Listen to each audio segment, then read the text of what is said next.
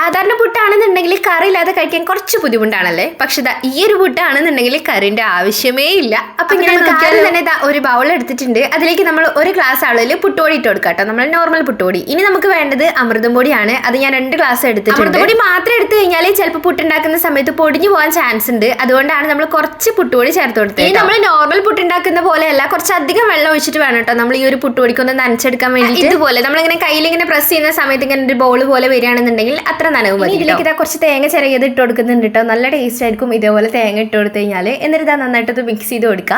ഇനി നമ്മൾ നോർമൽ പുട്ടുണ്ടാക്കുന്ന പോലെ തന്നെ അടിയിൽ കുറച്ച് തേങ്ങ ഇടുക, പിന്നെ മേൽഭാഗത്തായിട്ട് നമ്മുടെ പൊടി ഇട്ട് കൊടുക്കുക, പിന്നെയും തേങ്ങ ഇടുക, പിന്നെയും പൊടി ഇടുക, അങ്ങനെ അത് ഫില്ല് ചെയ്ത്. അമൃതം പൊടി വീട്ടിലുണ്ടെന്നുണ്ടെങ്കിൽ എന്താണെങ്കിലും ഒന്ന് ഉണ്ടാക്കി നോക്കിക്കോളൂ കേട്ടോ.